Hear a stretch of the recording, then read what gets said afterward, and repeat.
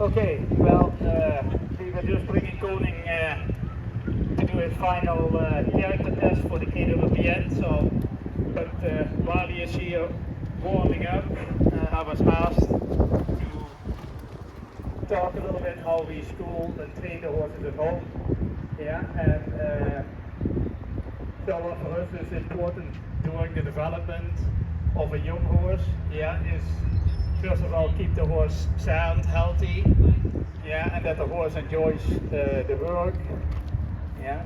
Balance is, I think, one of the most important things to keep in mind in your training, yeah. Balance and connection, yeah. When you have no connection, there will never be true collection, and then you never get true relaxation, and go on, yeah. So.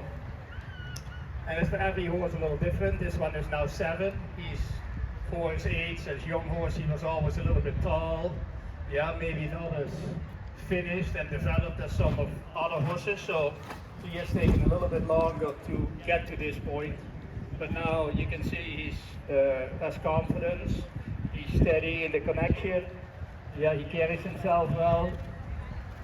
And he's in front of the rider, yeah? I always say you need to feel that you have more horse in front of your hips than behind you, yeah? So that the horse takes you, and the horse has to be self-motivated. So instead of that you constantly push to keep the horse going, yeah, I always try to say you need to sit still, and when the horse quits, then you use your leg. But the horse should be going by himself, and then use your leg, and get obviously a right away response if the horse slows down. So then the horse will stay more focused on you, and instead of that you're constantly pushing and working, yeah, you can sit quieter.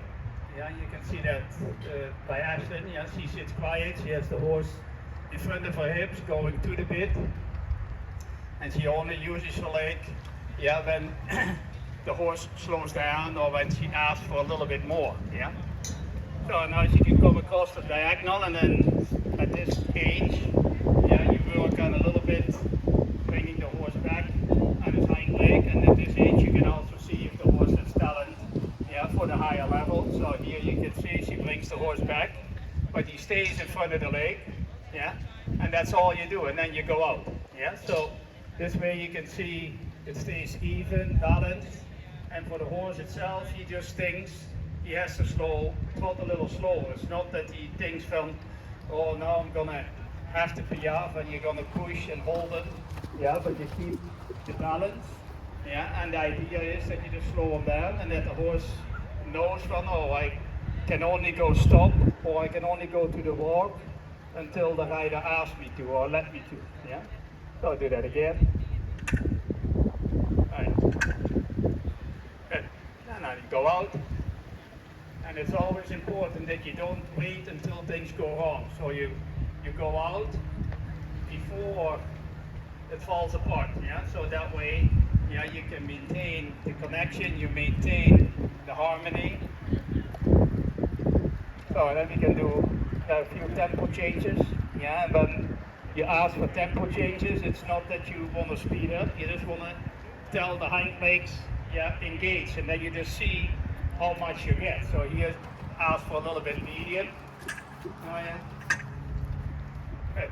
And that's nothing spectacular yet, but that will come more a little bit pretty soon. But the idea is not to chase him off his feet. Yeah. So you just, yeah, get a little reaction and medium. Up. A little more. Oh yeah. Good.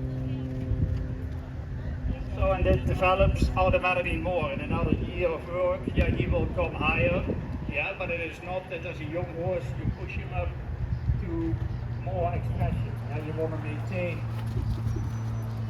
the balance, and that you don't speed up, yeah, and that you have an easy transition back. Yeah. Oh, and I'm pretty soon make a transition to the walk, and I give a little free walk. Yeah, that's always what we do in the training also. Yeah, that you can work your horse and then you drop the rein and then they walk.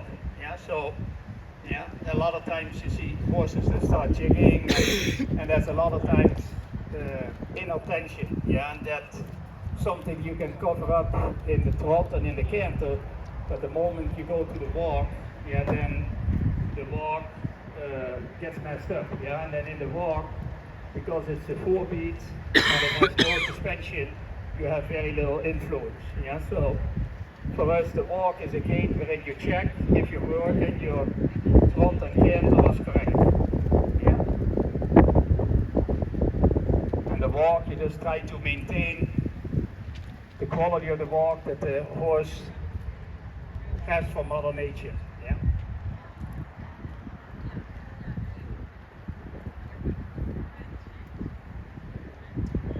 Yeah, and a little bit of walk break is also a big reward for the horse. Yeah, it's better to do just a little walk break and then you pick him back up and you go right back to work. So not, yeah, and then when you pick up the reins, the walk should stay the same. Yeah.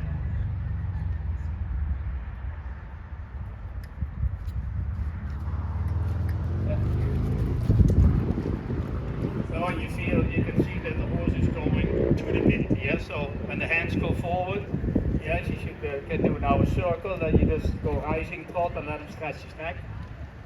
So, see, that's what a horse learns at a younger age, and it's always beneficial. If a horse knows it, yeah, you have always a release valve for tension. And if a horse doesn't know it, yeah, then you can never have influence on in a certain situation where you can, yeah, release the tension. Yeah. So do one more time, a little bit of transition back, and then try to feel you can close it up a little bit more. Yeah, before this 8 and 7, yeah, you can see that the horse comes back, but he stays in front of you. Yeah, good. Good. Yeah, and go out. Up. So there is no benefit in saying I want to do more and make him quicker, yeah, because he doesn't really have to do it probably in another year or two. So you get plenty of time, you still introduce it and you build up towards it, yeah, but there's no reason to do more, yeah, because that only creates more problems, more tension or irregularity, yeah.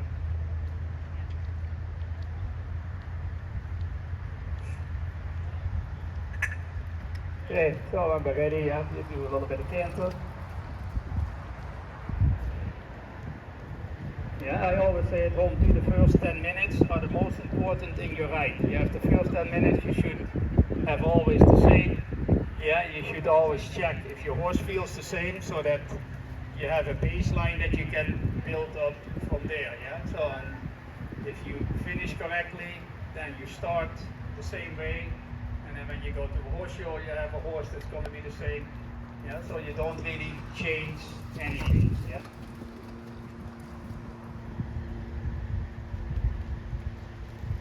Yeah.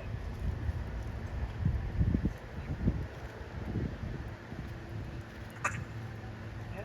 A few times, a few steps a little bit back and forward.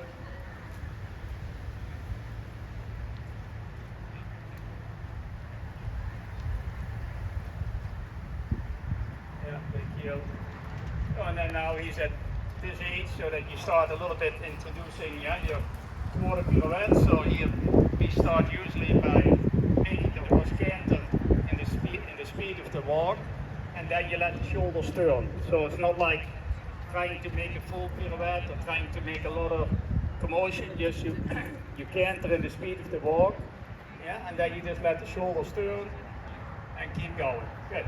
Up and again. So you kind of split up the exercise. First you focus on is my transition into the speed of the walk correct? And then you just feel that you can put your hands forward and then that the horse just turns the shoulders, yeah, and that you maintain the canter. So it's not so much doing more hunches in or turning more. One more time, a little bit tighter. Yeah, slow down. And just let him turn and go out. Good. Yeah, so you can do that in different stages. Yeah, for a younger horse you do a little bit less, but you're already introducing the technique.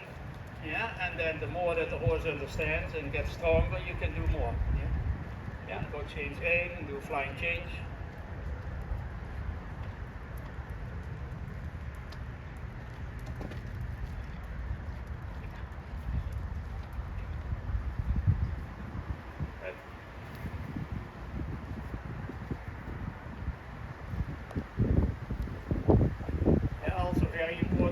vehicle for me always is that a rider should always keep both hands equal on each side of the neck, or should be able to keep it, yeah, so that they're not always bent to the inside too much, and that they can fall into the outside vein. Yeah, you always think a little bit a hair shoulder forward, and that you can keep both hands equal on each side of the neck, and that you always have a straight horse. And when you need more bending, you should just hit more on the outside vein, not that you just pull on the inside, but put your outside hand forward, like you turn a bike. Yeah, you just push the outside hand. All right. One more time, a little quarter pirouette.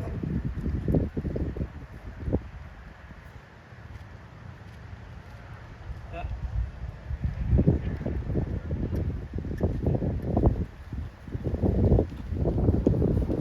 Yeah, then important is always that you look at the steadiness of the head and neck carriage, because that determines the balance in the horse. Yeah? When the horse carries his head and neck steady, that usually means the horse is using his back.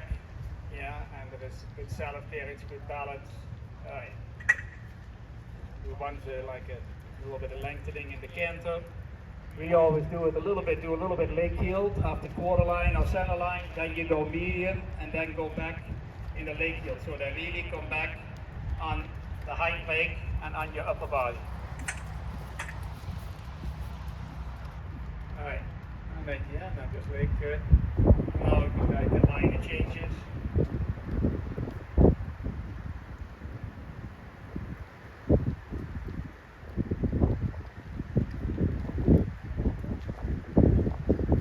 Because the horse is going to the minute, yeah, the changes are straight, yeah, right. Yeah, the horse turns from behind, yeah, the horse turns from behind and follows the hand, yeah, not that the horse turns with the neck and that the hind end follows the front end, right. Yeah, one more time, the line and then.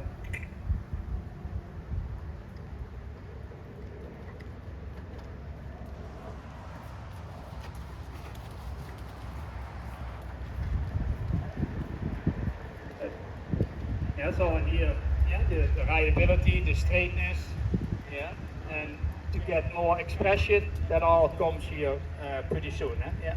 Transition to the trot.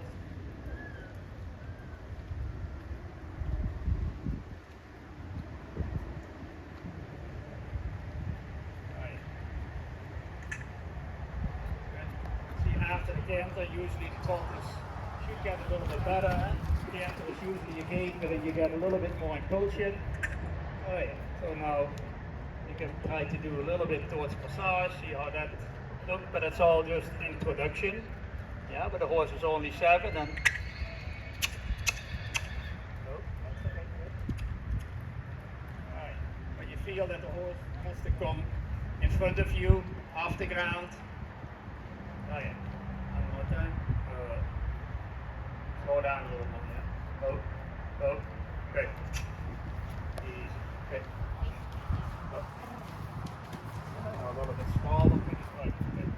One more time and do a little bit passage and then go make it a little bit smaller passage to a little forward piaffe and then, so you just do the transition.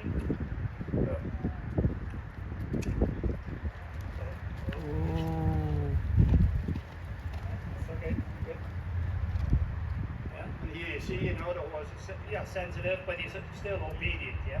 So, one more time. Yep, good. Yeah, and now smaller passage. Good, and now a little bit forward piaffe. Up, keep going, up, forward, forward. Stay just a hair too long. Good. Yeah, and then go out, good. Yeah, now then stretch his neck. Yeah, and also what we do is always after stretching, always pick it back up and just put it back together. So it's an exercise for relaxation, but not that it means they're done. Yeah, it means stretch the neck, pick it back up, go back to work, and then done. Right. So what most important is to ride like this is that you also have an independent seat. Yes, you don't have an independent seat, then all this is kind of hard to do. So holding position on the horse, yeah, is of course one of the first requirements. So, but it's a little bit of daily session, and that's kind of the same for all the other horses too. It has nothing to do so much with age. Yeah, for all age the same. The only thing that's different for each age group is how demanding and how much you ask. Yeah. Okay, thank you, Ashley. Well done. Really, thank you very much for this super presentation. And we have seen all your other horses